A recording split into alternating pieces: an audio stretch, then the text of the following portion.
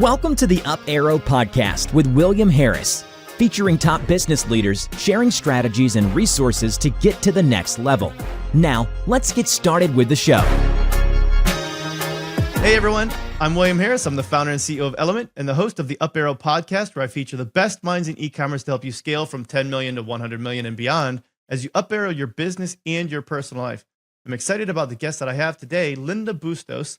Linda is the founder and chief e-commerce truffle pig. Wait a minute. Am I allowed to say this? Yes. I just need to call out that you wrote that. I would never call someone a pig, but I'm reading what you wrote to me here. Okay. The founder, chief e-commerce. Yes. Okay. At ecom We're just going to keep going on here. A free in-depth resource for e-commerce marketers, product managers, conversion optimizers, and designers. Her career has spanned from being the head of content at ElasticPath to being the founder e-commerce consultant at Edgacent to being an in-house VP of e-commerce at corporategift.com, and now back to content creation at Ecom Ideas. We'll get into that a bit later. Linda now focuses full-time on finding and sharing the breaking UX and technical trends in e-commerce. She posts daily inspiration to the Ecom Ideas LinkedIn page and publishes an in-depth weekly newsletter. Linda, I'm really excited to have you here today.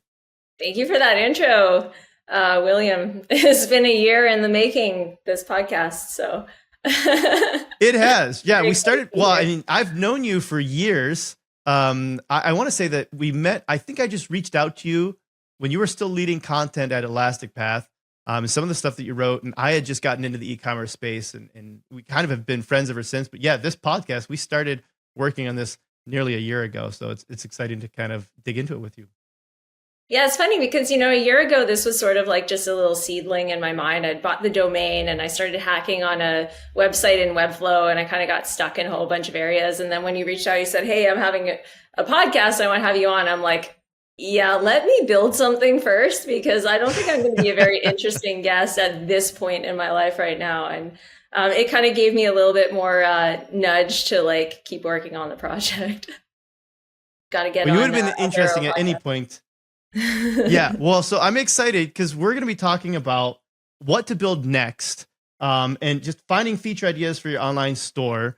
And that's kind of like the culmination of what Ecom Ideas is like ideas and inspiration. But why don't you take me through what is Ecom Ideas?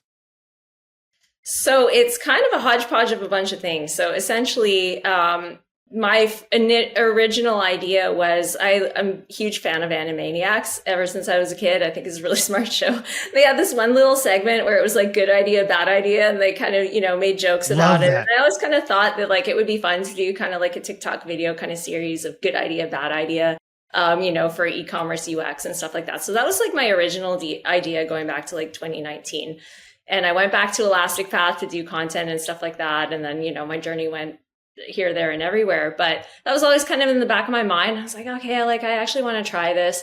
And I can't do it while I'm working full time because it's too much. It's too much work to put in because you actually have to go out and do the survey and look at 600 sites. And that's always been my process with blogging or consulting or in-house. You have to communicate as a business, VP of e-commerce or whatever. You need to communicate to designers and developers on what the business case is, what the use case is. And you always want to find live examples, designers like that. You want to look under the hood of how other people have executed their solutions. So I've just always had a big database inside my head and actually in my files on my machine of screenshots and reference examples and all that kind of stuff, like my little fan deck that I would use if I'm building a deck for a client or whatever. And I kind of also thought about that I would like to one day organize that and publish that in a website. But all of those screenshots need some kind of context around it to be meaningful, some kind of story around it and some kind of organization, and that takes time. So I didn't think I ever really wanted to blog again because reading is taxing and mobile screens, it's just hard to scroll. So I wanted to build a resource where it was more database-like and where you could hone in directly, you're a product team that's working on the cart, right? Maybe you found in your analytics that you're underperforming and you've got huge abandonment at the cart stage. And now you got to say like, okay, we want to run some A/B tests, or we want to see like how we can evolve the experience, or we want to increase average order value, whatever your goal is. So I wanted to build something where when you're in the moment, you could just beeline there. You don't need to read an article. You don't need to go through stuff. You get kind of like a list. And if you want more detail, you can kind of expand it, open, and get that. But through the last year of me sort of like building that underground, like in the background, it took me a year to build this. I have been posting stuff on LinkedIn, and I also found that just sharing little examples or like cool things that sites are doing, that got kind of popular on LinkedIn. So I kind of branched it out to where Ecom Ideas is not just the database of stuff that you can work on, but also something that you can kind of get snackable content every day, nibble over here and like, oh, there's that cool thing. So you can remember it maybe 2 months or 3 months later, like, oh, I remember there was that site that did that cool thing with the image gallery or something. Might be useful for a client or your own project. I like that. You're breaking me back with the Animaniacs. Do you remember? Because I especially like that you brought up good idea, bad idea. Do you remember my favorite good idea, bad idea was whistling while you work versus, do you remember what the antithesis was? I have seen that one and I can't remember the punchline. Versus whistling while you eat. And it was always hilarious to me because it's like you see them like whistling while you work, good idea, right? And then like whistling while you eat, and it's like blowing crumbs everywhere. That's good. So I like Ecom Ideas. I like this idea of some snackable content. I have enjoyed your daily posts, and you are finding some very interesting things on the internet, just different websites. There's a couple of topics that I feel like have really been core topics that you've been showing more and more of lately. Let's call them almost trends, if you would. One of those that you've been talking about a lot lately is brands bringing inclusivity to merchandising. What do you mean by that? Well, I think that for a long time, brands have been, like consumers themselves have been asking and demanding, have more size inclusivity, have more skin tone inclusivity in the products that you're developing, in your advertising. That's what we want to see. And that needs to trickle down into digital experiences too. So I've started to see some first movers implement, useful features. The first one that I saw was Aloe Yoga. And they had on their product page, they had a little like flag on the image gallery where if you click that, you could swap out the model and totally like replace all the images with a different body model. And then I saw on Brilliant Earth, they had this AR thing with a skin tone slider where you can kind of roll it up and down and it will demonstrate the piece of jewelry on different skin tones and stuff. So those two things, I was like, okay, this is how brands are translating that into a digital experience. And then I started seeing that pick up more and more. Like now I can probably rattle off like 6 or 7 different apparel sites that have brought in the toggle swap model thing. And I'm noticing some other stuff. So as I'm working through this and we don't project, have to just talk about it. Collect those things. Like you want to show them? You actually sent me. Yeah, well, you sent me some examples. So I want to pull up. Let's actually just go through these. Let's see. Get the right here. Okay, so we've got these right here. You put this together. So okay, homepage, True Classic Tees. Is this one of the ones that we should show? This is one of them. So here you've got like a hero banner where you've got. Originally, they just started with that first one that you saw there. That one guy, that was the hero banner. And then they layered in this tabbed experience where you can actually pick which version you want to see. Now, this is like micro inclusive, right? This isn't inclusive across the entire board, but it's a start. And it's neat to put the user in control. And so my little dopamine receptors lit up when I saw this, kind of very unique experience. It is. And I haven't seen that on any other website. So like you said, it's a unique experience. And it's one of those like subtle little ways that you can say, hey, we are listening to you. We care about you. Yeah. Let's see. What's the next one I should pull up? Let's pull up this Dick's Sporting Goods one because extended sizes and widths, and that can also be tall, right? Those kind of Sure. things are hard to find in product catalogs, and especially for Dick's Sporting Goods, they have a cross-brand catalog, right? So it's nice to be able to scroll through something and see a badge here, like that this product has extended sizes, but also to have a collection filter or a category filter to be able to hone in on that. And that comes back to product data, right? You have to be mindful about that and actually, put that into your back end and into your filters and, create that filter. It takes initiative on the retailer's part, but it ends up being really helpful. I'm an awkward size in a bunch of different things. So I really appreciate, being able to filter. And sometimes, you have to actually provide those filters. They have one here from Monkey Arms, because similar to you, I have awkward sizes for my arms. I was always told anytime I'd go fitted for like a tux or something, they're like, wow, you have monkey arms. Got long, long arms.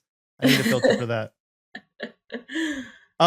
Maybe this True is Classic good, though. will pull that out. Maybe.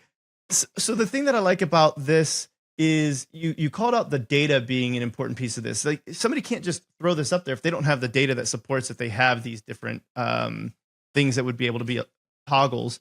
As we continue more and more into AI, I see this next level of data being even more imperative, because your AI agent is going to browse through all of these different websites and find the ones that only are relevant to the sizes that you actually could wear. And so having that data, I think, is imperative to success in the future of e-commerce.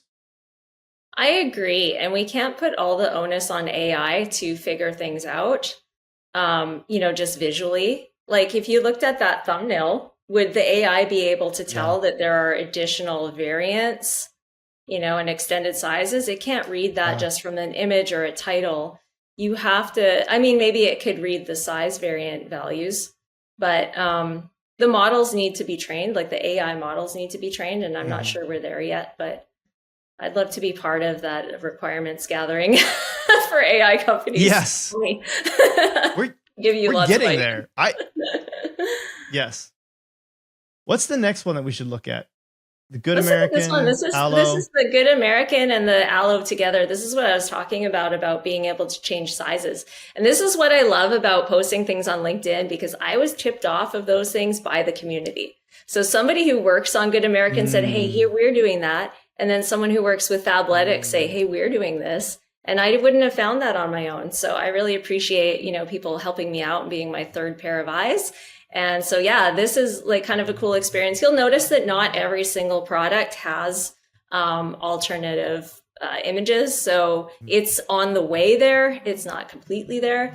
And the other question is how many sizes should you have? Like, is 3 enough? But these things are very labor intensive to get, additional photo shoots, additional product, like on the operations side. So I'm not knocking anyone here for, having an MVP. But yeah, it's really interesting because this is totally starting to trend. After I saw it on 1, 2, 3 sites, now I'm starting to see it everywhere. Oh, that's great. Well, and I'm going to call this out for people that are listening and maybe aren't watching the YouTube video or anything, is, there's literally just a size thing. It says view model size, and it's got 0, 8, 16. And when you click on one of those options, then it shows you all of these clothes in a model of that size, which I think is just visually able to help see what this would look like, maybe on your body type. Where I want to see this go next, and I think that we're getting close to that. I've got the Apple Vision Pro. I don't know if you've had a chance to play around with it or not, but you can actually see this on a 3D model. Aloe Yoga does this well. Again, we'll call them out.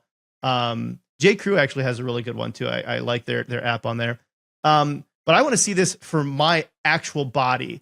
And so I feel like we can't be that far from being able to have, your 3D scan.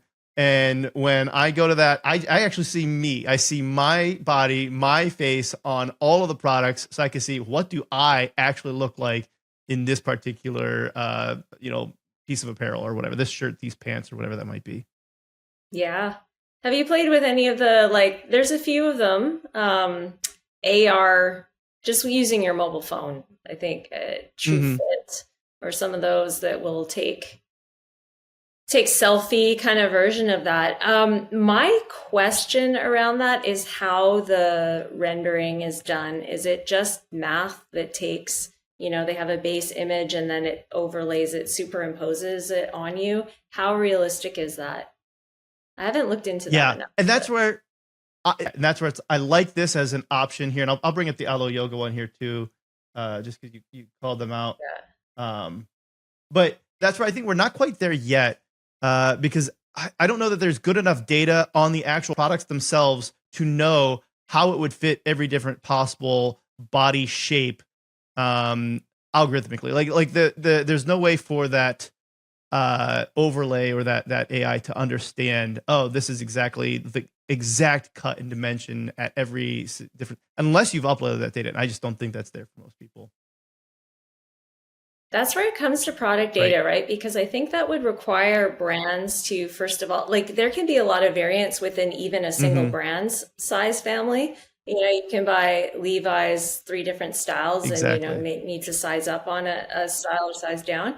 And then there's also like just body proportions and where things fit. So you would almost need like a point by point, like you need to run the garment through a scanner maybe for the cut. And then I think it's possible, but I think it needs a lot of brand participation. And then that's a lot of data that I don't know anybody has, really taken that project on. Right. And then you might be a reseller. Like if you're a D2C brand, fine, you're getting it all from the same manufacturer. But if you're a reseller, like your Dick's Sporting Goods, you might have kind of like a lot of gaps in that experience. Yeah. And I think that's where, Wayfair has the you can, the 3D AR stuff that you can see, but it's not for every product, right? And so the same concept I think would be where if you are a reseller, the ones that supply you with the data that you need to be able to do that, you do, and the ones that don't, you don't. But I agree with you. So here's the. But then if you promote as like a merchandiser, you promote the brands that give you richer data. Totally. Then maybe that motivates brands. Like if they want to be on the first page of Nordstrom in their collections and stuff, and they want to actually get seen and sold, then they have to play ball. Yeah.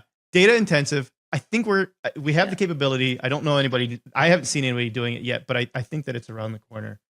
I've got the Alo Yoga one pulled up. For a lot of people. Yes. I've got the Alo Yoga one pulled up. So what's happening here? Is it this little button looks like change model, and that's where you can pick the different model then. Nice. Yeah. And one of the downsides of my little auto looping animations is it kind of looks like it's doing it itself. I took a screen recording of this, so this is not flipping back and forth. I see your little cursor right here. I like that. Yeah. Okay, so now we've got Savage X Fenty. Did I even pronounce it correctly? I'm not cool. I don't know. If I mispronounce anything, I think so. I think Savage X Fenty. Okay, if I ever mispronounce anything, just let me know. All right, so what's going on here with this one? It's Sauvage. So these are like just different. I mean, this is what I love about UX designers and, creativity and people owning their own templates. So this is a different approach for the same sort of idea. They presented it differently. And they've also, added a little bit of annotation about the size, the height and the size and the name of the models, and also thrown in, different genders in here. So definitely this is the principle is one thing, but the actual implementation and the design patterns that you choose is up to you.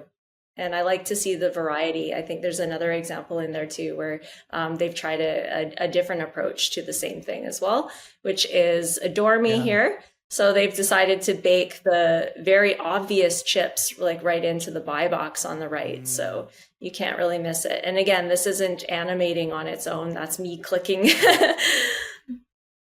But I notice on these sites, it's not going to be on every single SKU. Sometimes I've had to painfully go through the catalog to find examples. And so they're probably either taking an incremental approach on like their best sellers and doing those first, or some other method. But which makes sense. Again, there's a lot of time. You definitely don't need to do it all at once. There's a lot of time. Take your best sellers.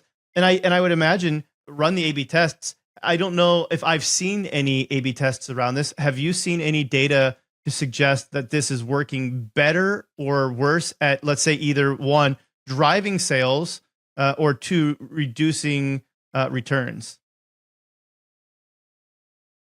Yeah, if I could ask the genie for one superpower, I wish I had what do you call it, X-ray vision into the product teams and if they're testing and what their decision making is behind these kind of things. Because sometimes I hack it by like returning to a site a month later and seeing if they're still doing it the same way. And sometimes features get dropped, and that's a clue. Oh man, I really wish people would share that publicly. Somebody will, right? But I'm curious. I don't know that I've seen any studies about this yet, and I'd be curious to see whether or not it's making a business difference. Let's say you can make a social difference, but also just curious if it's making a business difference as well. Yeah, it's hard to quantify too, because you can always measure lift in sales and even engagement, but you have to match that back to the cost, like the operational cost of the production and all that kind of stuff. And that doesn't really get fed into the tools. That's not part of your cost of goods sold. Like even in your accounting package, it's kind of like it's a bigger thing. So I think even if it wins an A/B test, then you have to still make a decision whether you're going to roll this out just for flagship products or you're going to make this a core part of your experience and your brand. That's a really good point. It's tough. It's a tough one. So what's going on with this last one, I think, in this category, Skims? What are we watching here? Yeah, so this is just another twist on implementing this. And Skims is another... I mean, a lot of them do. I'll tell you something. A lot of them do it more for like the lingerie category. And I just don't want to have my LinkedIn feed full of like half naked people. So I'm always looking for like, okay, what's in the loungewear? What's in the t-shirt? So I apologize that this is like, this screen keeps flipping back and forth, but it's hard to find SKUs is what I'm trying to say within the Skims catalog. This one I found they had like 2 sizes that were flippable in there, but definitely not every product has this.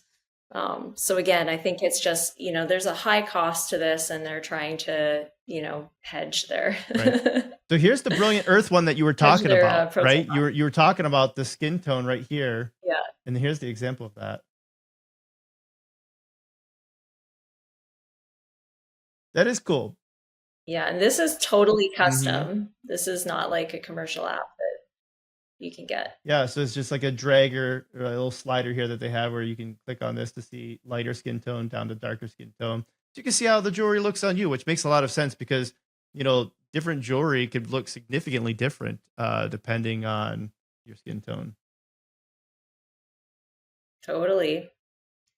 There's something too with like metals. Different metals are supposed to complement different undertones and all that kind of stuff.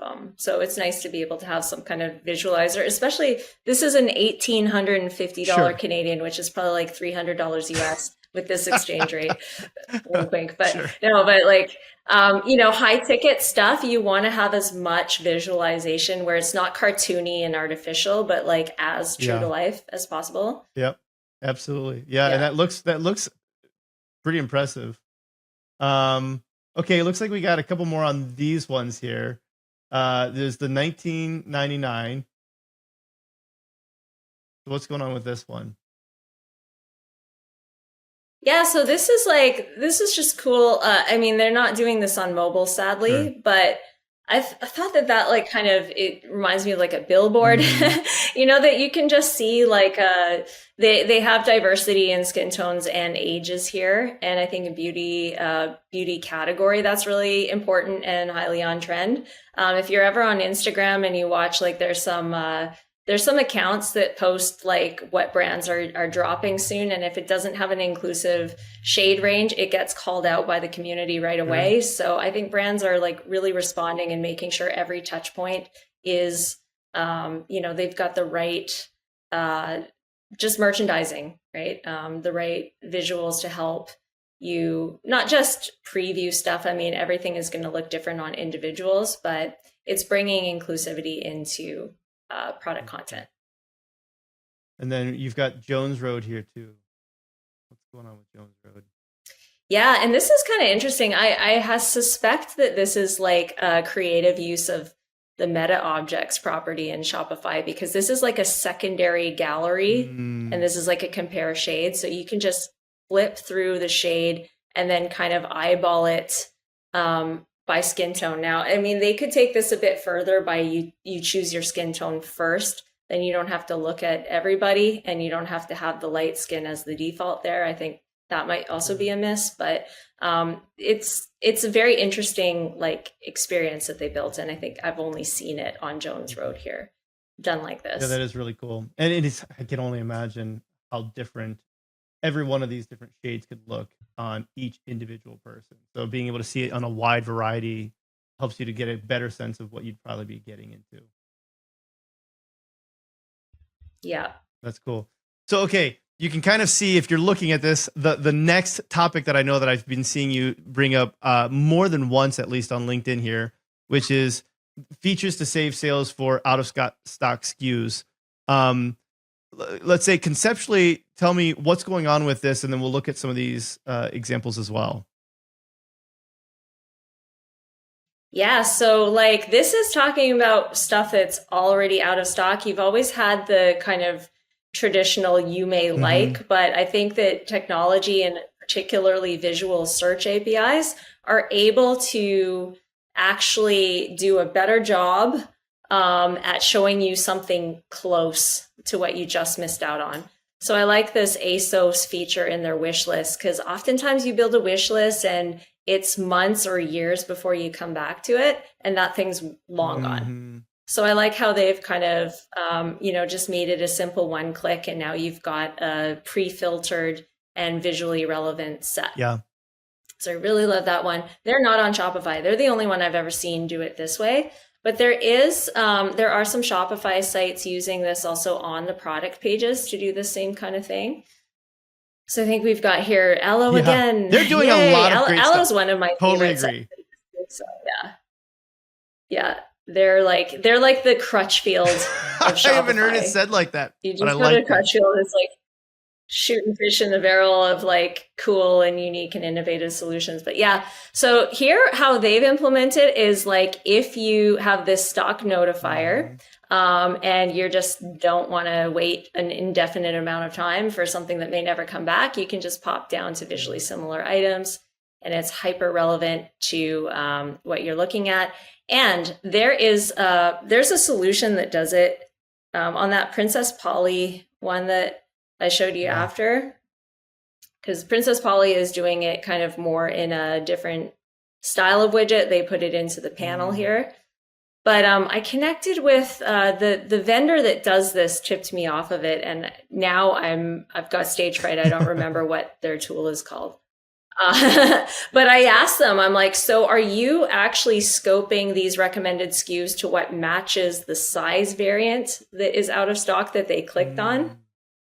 And they said yes. So I think that's important too, right? Because you don't want to be pogo sticking through a bunch of different SKUs and just be back at square one with not having your available size. So, yeah, things that you can do with AI. Well, yeah, like for $100. I'm a 32 waist, right? And so it's like if all of a sudden I click over to see similar items and it shows me a bunch of things that I like, and it's like, yeah, but we don't have 32. You're like, well, that's a bummer. You just wasted my time and got me excited, and now I'm frustrated, right? So I can see how that's important. Yeah. I want to go back to the Aloe one though too.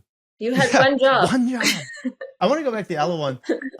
I really like this right up here then too. So let's say that you do click on this see similar items and you go down there, but then they still have this really good bar that they're adding right up above here that still says notify me once in stock. And I think that's really good because, well, what if I don't want the other similar things? I looked at it, but I don't want that. Rather than scrolling back up, it's just still one click to say, yep, notify me when back in stock. And I like that. Totally. Especially when you've got an evergreen catalog like Aloe has, right? Like if you're anything like me, you find something you like, you buy it in every single color. So I'll wait a month for that variant to come back in. And speaking of, here's Lululemon, right? I have a few Define jackets myself in different variants. And but what I really liked about this was when the color in the cart was no longer available. It's just like, pick a different color.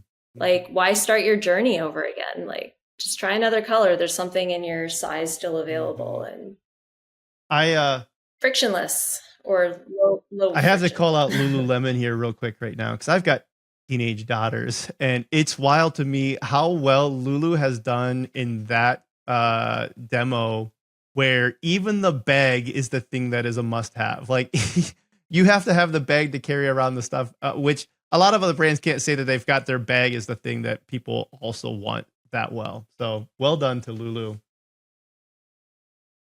Lululemon is like the Stanley Cup of athleisure. It absolutely is. 100%. That's well. Okay.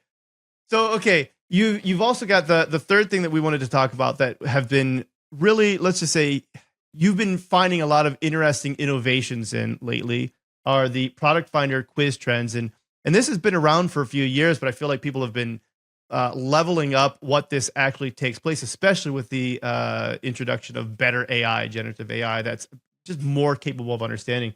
So let's dig into some of these ones. What are we looking at for this one here?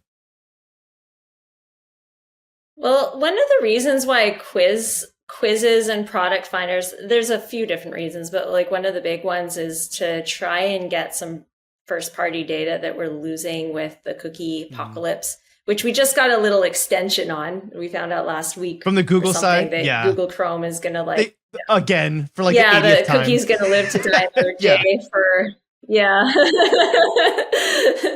So we'll see what happens with that. But, these kind of things are like alternatives to going through, especially on mobile devices, alternatives to going through big, long collection lists and then applying filters, which are hard to fiddle with and everything. Like this is more of like replicating that helpful, knowledgeable sales associate in the physical world that would ask you some probing questions and then give you a recommendation.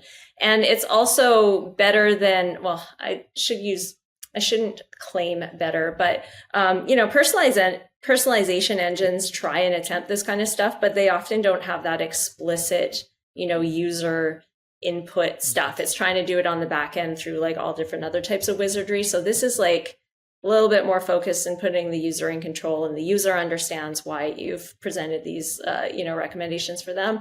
And it can also give them an idea of what kind of attributes and what kind of product attributes they should be thinking about. Because sometimes you're browsing something and you're not even thinking, oh, I should be thinking about my hair type in this, or like how frequently I wash my hair. Maybe that matters. So yeah, I'm seeing creative places to put these quizzes, like interesting touch points. So I like this in the banner here, where it's kind of like, I don't think a lot of people are going to notice it necessarily, but Amica has this quiz. They put it here in the banner. They also put it in the PDP as like a chat bot. I don't know if I sent you that example in this template here, but we might, if we get to it, I'll call it out again. But this is like at the collection page. Okay, these ones I'm showing you the touch point at the collections where people are embedding quizzes. So Oxford takes that Amica banner idea and takes it a little bit further by putting the interactivity actually into the hero block itself. Yeah. And they also do this on mobile. It works on mobile in like just a different orientation. But I don't love the layout shift in this particular one, kind of goes back and forth. I would massage the UI a little bit, but I liked how it was visible. So that's a user cue to start using it rather than a little button. And also, you don't really have to leave the experience, or it doesn't feel like you leave an experience. So what I didn't like about this too, and something to watch out when you're using apps to capture this functionality, is you can see this is their collection template that they have in their theme. But then when they're using, when you actually get your results, it goes to the apps UI, which is very stripped down and basic and not as optimized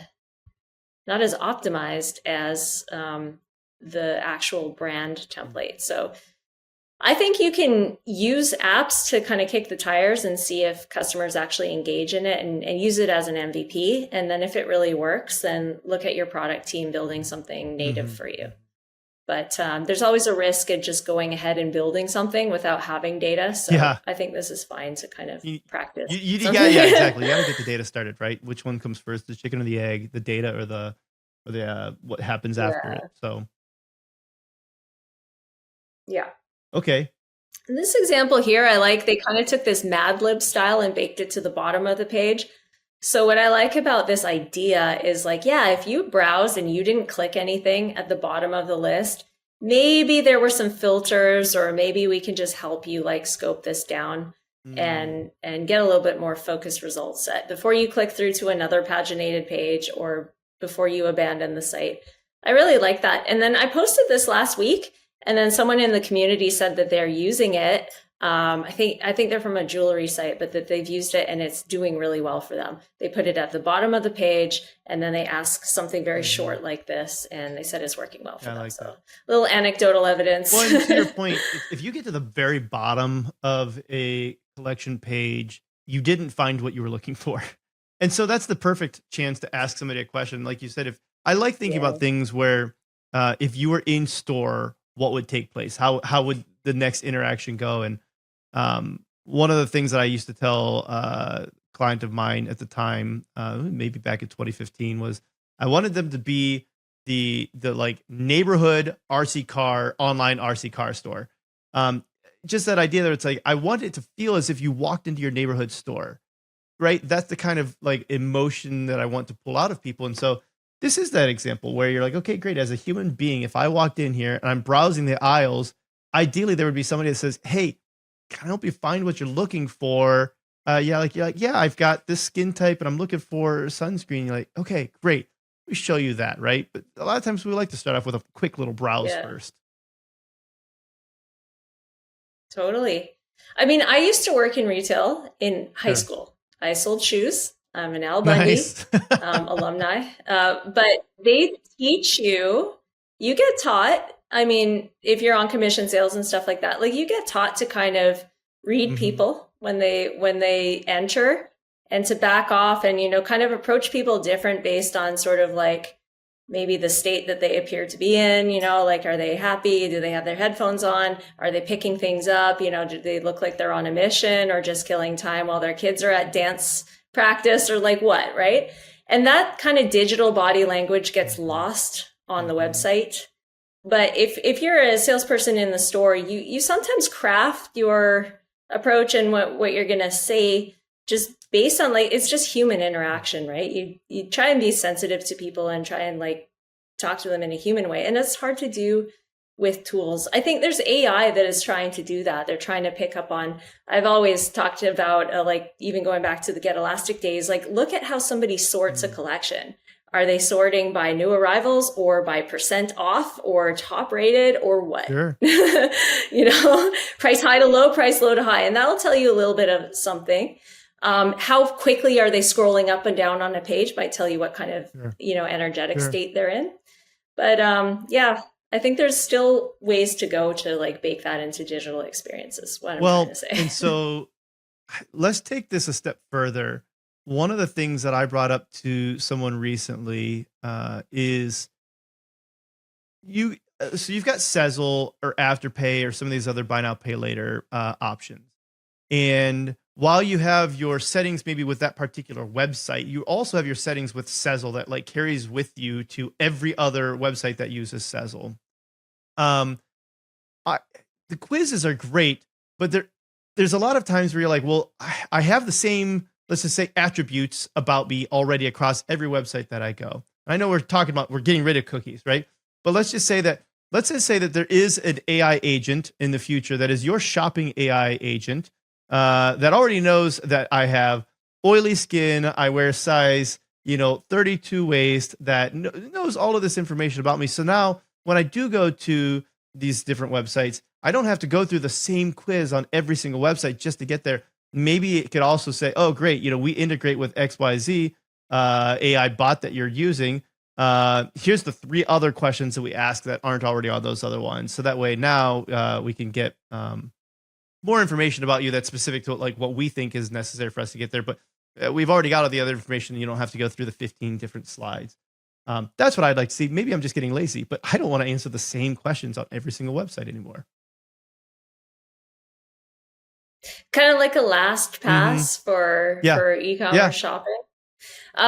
It's interesting because the shop app, right? They kind of track your one account across at least the Shopify ecosystem.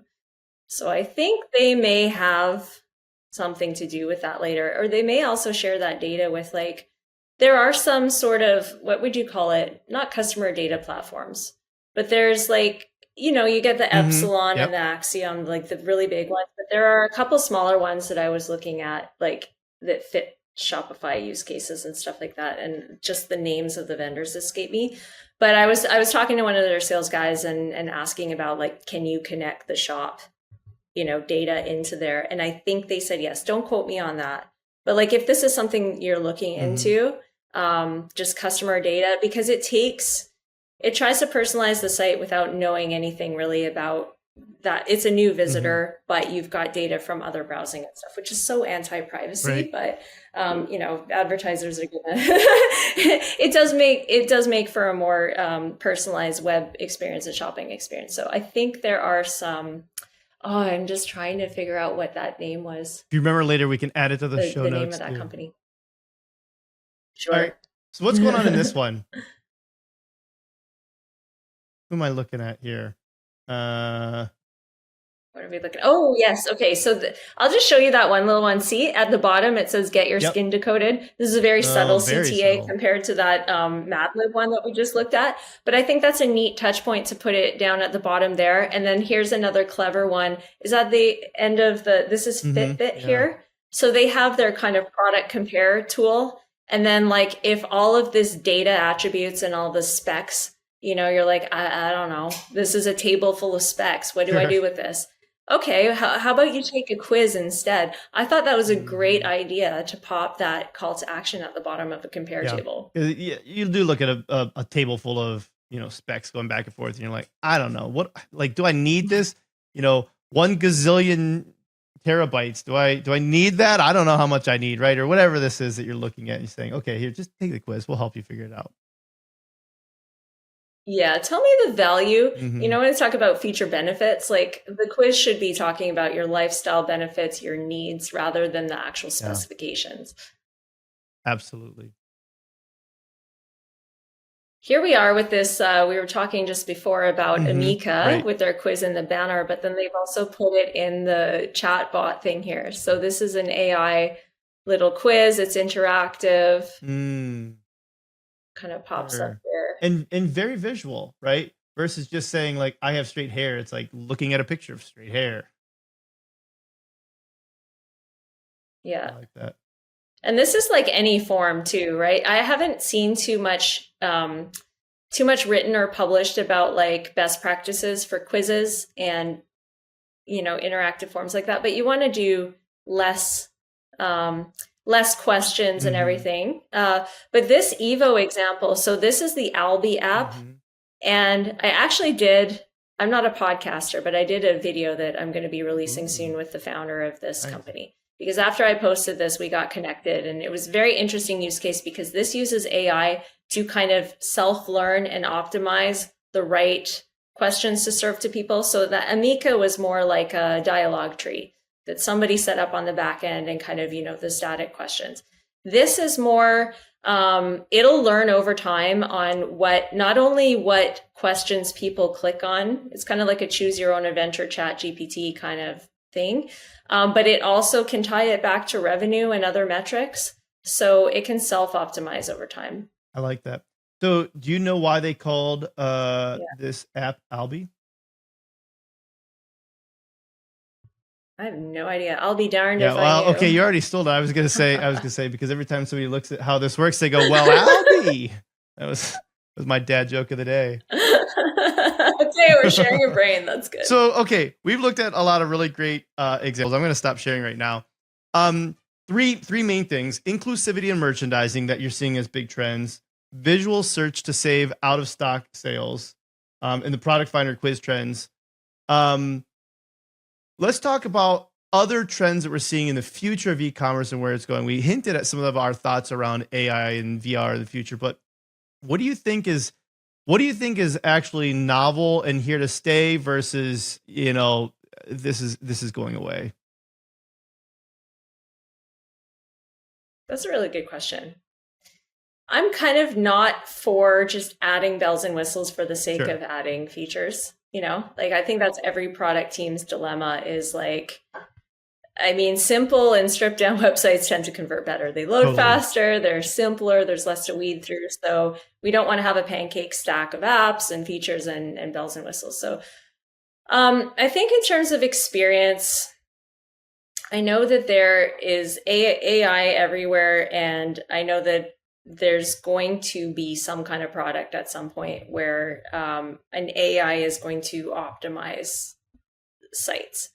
What I would be concerned is that those AIs, if it's like one vendor that provides that tool to say Shopify, that it'll self-learn and it will make everything look the same. Yeah. That's my my fear. Yeah. We see that. We see that in a lot of other spaces, right? We see that in SaaS. Like for the most part, there's a trend that happens and then every SaaS website looks identical basically for a while. And we do see that in e-commerce as well, where there's a lot of things that end up looking very identical. But then there's iterations, right? Somebody breaks out of that mold and says, we're going to do something different. And everybody goes, wow, that's amazing. We need to get on that. From a usability standpoint, it's nice. I do like going through Shopify checkouts because I know exactly what I'm going to experience. And so there's benefit to that. But I see your point about like losing the different flavors and colors of the world to just one vanilla experience. Yeah. One thing that I hope that happens is that mobile hardware or mobile, maybe we get HTML6 or something that can solve for some of the interactivity limitations of mobile, because desktop seems to have all the fun and all the creative stuff that I'm finding. And I'm trying to be mindful not to post desktop after desktop after desktop example on Ecom Ideas, because, you know, it's a mobile first world, and, you know, people who have to make solutions are like, great, how do we do this on mobile? Well, you have to hide it. And now you've got more CSS or more HTML in your file or whatever, right? So mobile has so many limitations, like a hover state you can't do. And like, you know, so just those limitations. So I don't know. I hope that we somehow figure out how to get maybe even higher bandwidth so that things can be more interactive and more video game-like to shop. And we move away from collection pages with like how we've always done it, and product pages that are kind of grid-like and scrolling and all that kind of stuff, to where it is conversational, to where it is more that like you would be able to, and product data has to match it too, right? Like we talked about, but where you could say like, hey, I'm kind of looking for like shoes that, you know, are comfortable, and I've got a narrow foot and I want them to be yay high and I want them to be blah, blah, blah. And you just say that.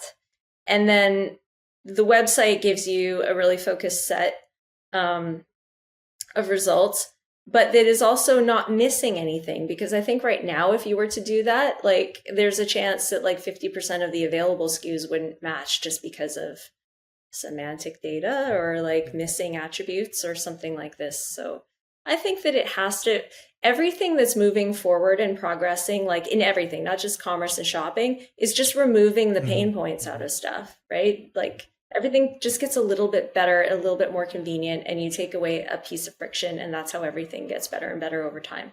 And product, like physical products, always have to be looking for that one little next thing, little step into the adjacent possible, right? Yeah.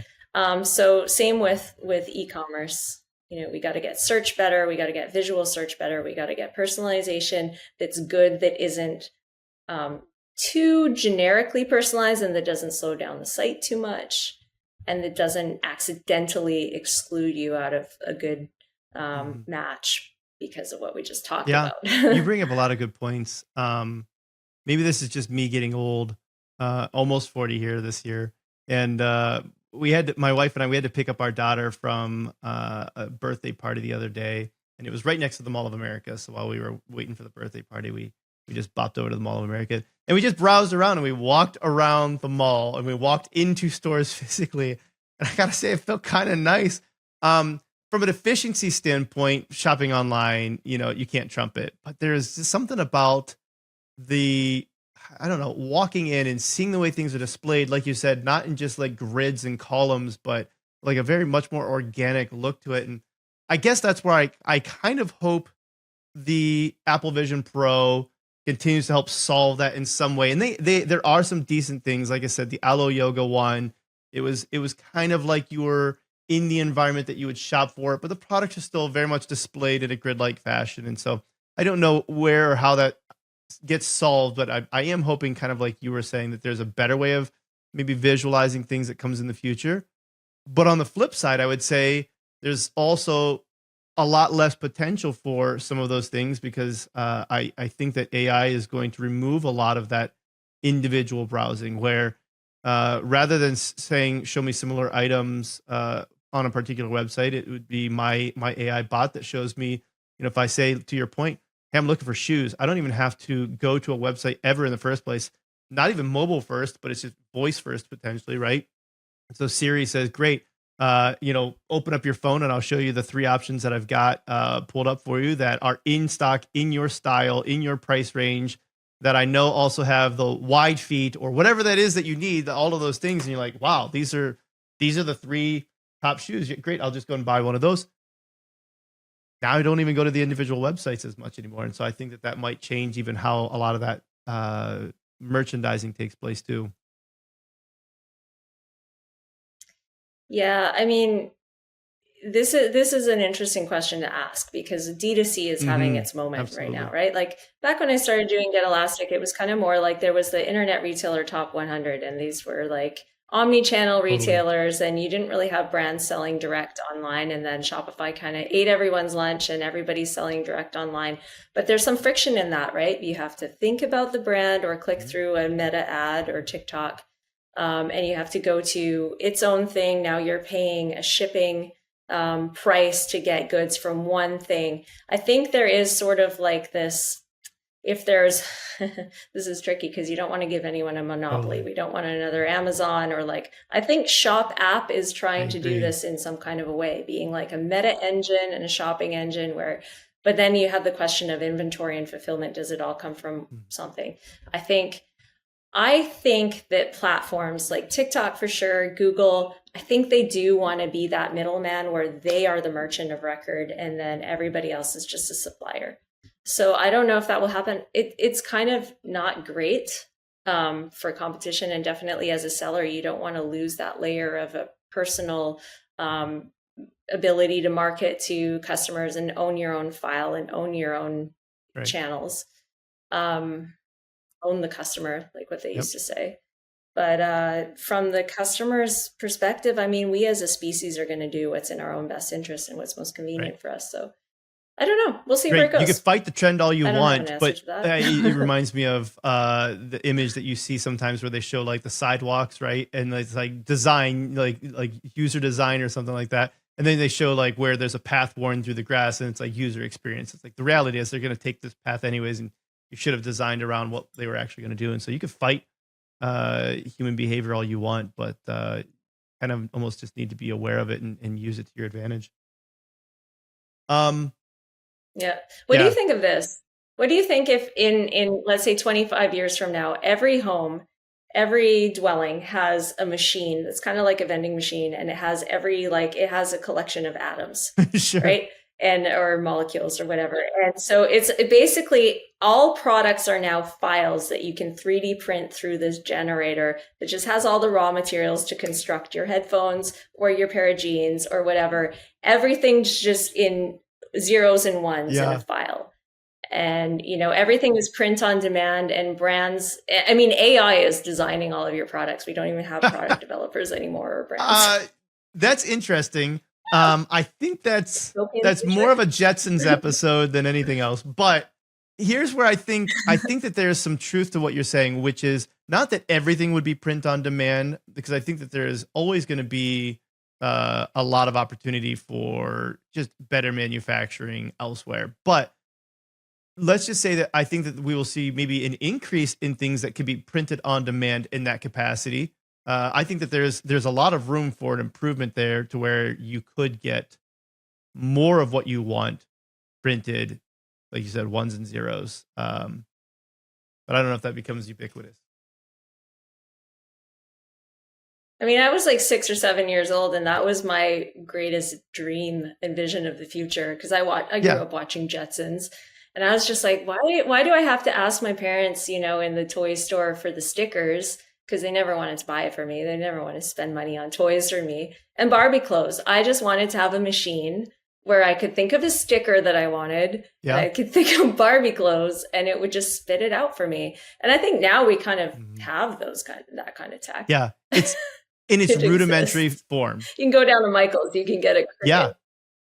I actually have the Cricut right here. You can't see it. It's just off here, but the girls come in and like make little things here. That's the Easter egg There of the you go. episode, is that I didn't know that and you happen to have it on hand. Okay, well, I want to get into more of the personal side of Linda Bustos. And I want to start with your backstory, because again, we called this out at the beginning. Your professional journey leading to where you are now. You've gone from being head of content to being a consultant to being actually in-house as a VP of e-commerce, back into content. Like, walk me through the journey of where you were to where you are with Ecom Ideas here. Okay, well, I'll make a slight correction. I wasn't head of Okay. content. I was just my own like silo. Like they gave me carte blanche as like a 20 something. Like I remember getting hired at Elastic Path. Like, here you go. Here's the keys to the car. Somebody had already started the blog and he moved on to Hootsuite, became their community manager. And they gave me like this 200 subscriber little thing to like grow and shape and take it wherever. And that's like, I think it's really rare that, you know, you can get one of your very first jobs where someone like gives you that much freedom. So I'm really grateful for that. And it was a really awesome ride with the Elastic Path team. And I got mentored really well by Jason Billingsley, he was very much like a marketing and social media kind of savvy guy. And he gave me a lot of tips and I kind of picked it up fast. And yeah, I just love creating content and media. But it's funny because that door opened up because I was like blogging as a hobby. I was working as an SEO and kind of UX kind of consultant in a web design company. That was my very first job. And I started blogging about social media because social media, Twitter and stuff was kind of like AI now, where that's just kind of being that renaissance.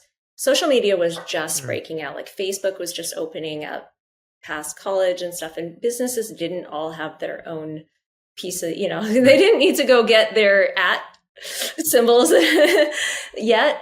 It was just kind of coming up. So I saw that like that kind of blossoming and I was like, okay, cool. Like I see this kind of being part of SEO and I see this as being like the next big thing. So I'm already doing SEO and writing about SEO on a little blog. So I'm going to write about social media.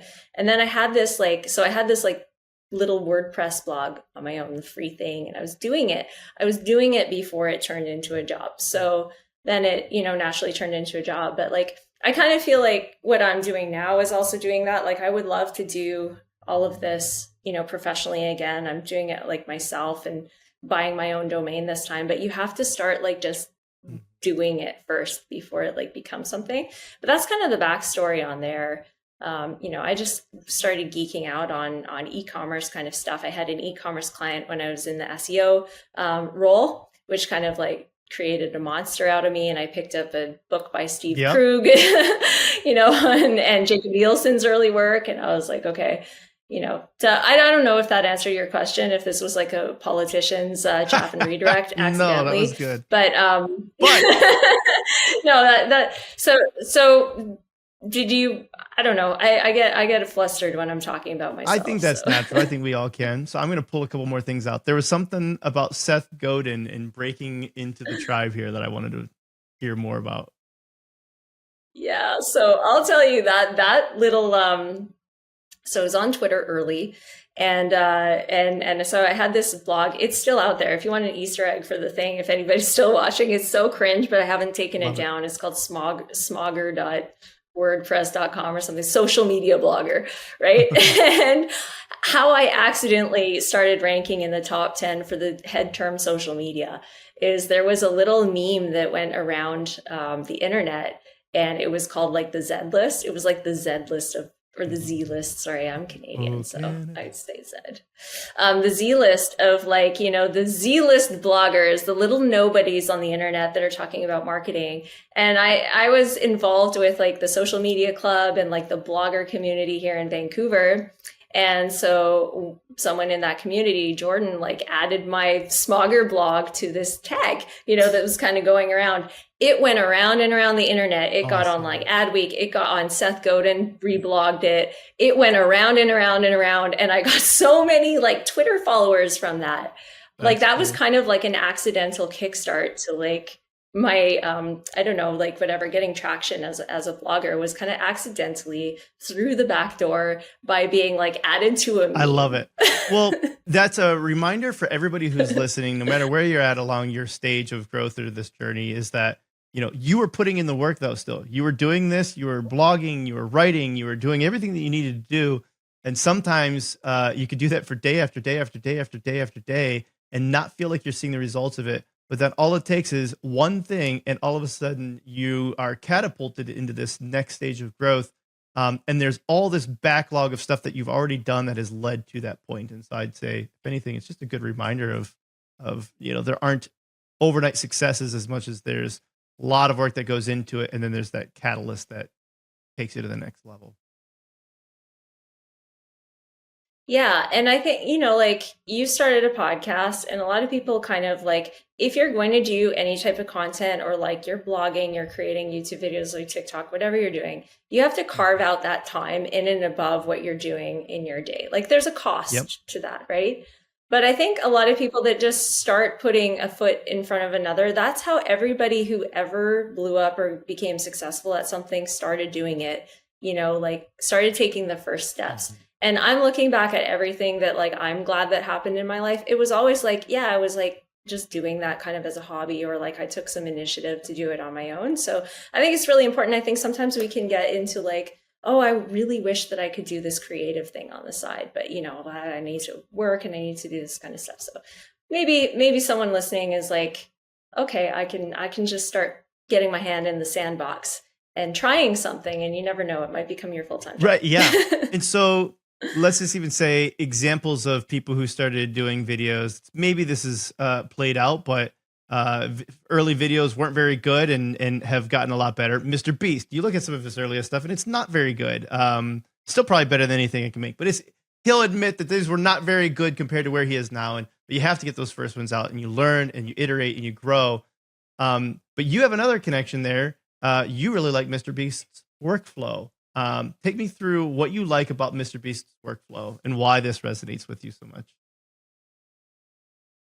So like, I'm not even familiar with his channel. I hear about Mr. Beast, here, there, and everywhere, because he's just such a star. But I love watching podcasts of people, like rock stars, artists, whatever, just people doing notable things. So he kind of went on a little bit of junket, and I watched a few of his podcasts, and something that he stood out to me, like he's definitely like the way that his mind works. He's a conversion optimization person through and through, right? Because he's doing his art, and he kind of found a mastermind of other people. He reached out, other people on the internet, other creators, and they started like sharing notes with each other on like, okay, like let's try the thumbnail if like, okay, what if our mouth is like half open versus closed, or like they're just micro optimizing all these little things to see like, how does this do this in the algorithm and whatever. And they're doing like A/B testing without A/B testing, in the hard way. And so that's one of the reasons why he's super successful. He thinks this way. But the other thing that he does is like his workflow, he goes hard to the wall until he just, like when you talk about burnout, he will just keep going and going and going, because you can't lose that momentum when when you're a creative, right? You just have to go like 10-hour day, 14-hour day, 20-hour day until he poops out, and then he'll take whatever break. And I'm like, okay, I feel seen. This is totally how I work too. So I don't know if I'll ever get to Mr. Beast level, but at least, like I can't say it might work. It might be the way to go. I can share that. I think most artists that I know, and even myself included, not that I would be considered a great artist, but like I'm artistic. I play music and things like that too, and write poetry. And like when I get into an artistic mode, what I really want to do is just shut everything else out for the time until you're just like, I just want to complete this song, or I just want to do this thing, or complete this blog post. And you're like, all notifications off, and just lock me in this room until it's done. And so I can appreciate that. Well, I think they call that flow, right? When you create out of flow, that is when time disappears, and better work can be done. I don't think creativity can be time boxed ahead of time. Like it's going to be 8 a.m. to 4 p.m. Monday, Tuesday, Wednesday, and then Thursday and Friday for me. Like that's very hard to do if you want to build creative things. You have to let the spirit move. Yeah, 100%. Who else, podcast wise or books or whatever, who else has inspired you in the way that they think about things?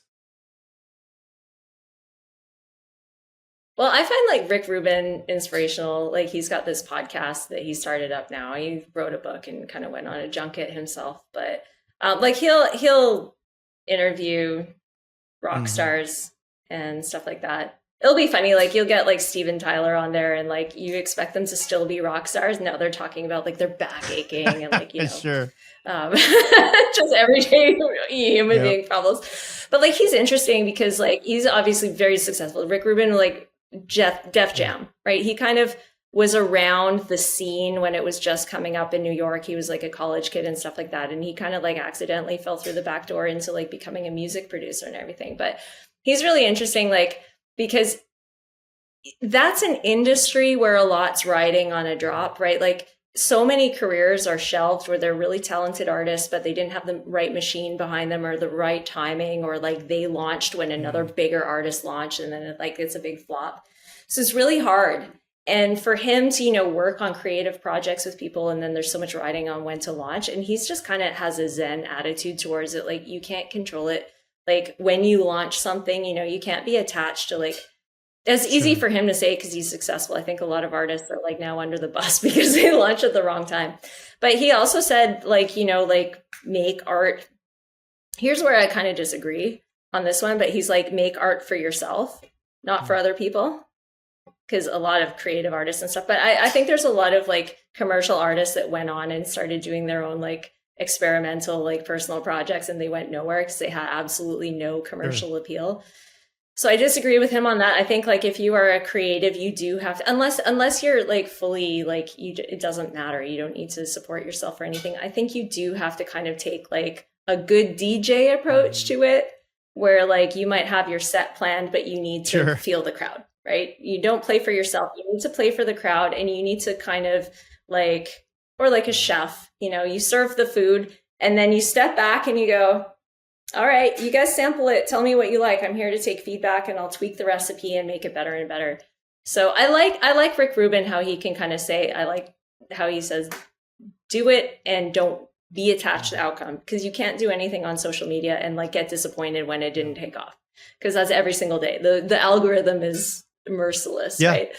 But I like that you called out. No, it's good. I like that you called out even just the DJ element, where it's like you've got your set list, you're making your art, but you've got to see what's going on. My wife's a wedding photographer, and I've co-shot with her at a lot of weddings back in the day. And I can remember being at some weddings where you're like, this DJ is completely oblivious to the fact that everybody left the floor and he's just going on his own thing. And you're like, dude, where are you right now? So I can appreciate that, making art for the people. I understand that you met one of your heroes in a roundabout way at a conference. I'd love to hear the story. You actually referenced him earlier here, Steve Krug. So tell me about the time when you met Steve Krug. All right.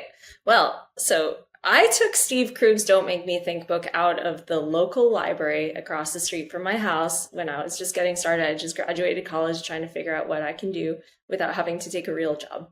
So I liked internet marketing in college and whatever, but I needed more resources and whatnot. So I found his book. It was very, very easy read, very visually engaging and fun. And I'm like, that just peaked. That just started it all, created the monster. I started getting interested in UI and websites and design and all that kind of stuff. And then fast forward, I guess like 5 years later, maybe I was speaking at the conversion conference at Tim Ash's thing. I think it was in Vegas, and I was just like wheeling through the hallway, and Tim comes out. He's like, hey, are you available? Are you free now? Because we got this panel starting and we need one more, right? And I'm like, yeah, sure. Next thing you know, I'm sitting next to Steve Krug on this panel. Wow. I've got pictures of this, so I'm not lying. Yeah, I'm sitting next to Steve Krug, taking questions from the audience. We're all joking, laughing, and I'm like, wow, this is like a very surreal experience. I mean, to be plucked up and just legend. Not even prepared, and you're like, hey, great, hop up on stage. You're like, wait, what? Okay, and Steve is here. I can only imagine. You had to be nervous. Nah, I don't get nervous. I was cool. excited. It was fun. It was really fun. Cool. Yeah, it was really fun. Speaking of wheeling through things, I sometimes like to ask people about maybe interesting road trip stories, and there was one that you brought up to me before. Not a road trip. I don't know if you guys drove there, but you, Matt, and Mark back at Edgacent had a very interesting travel experience in Mississippi. What happened in Mississippi?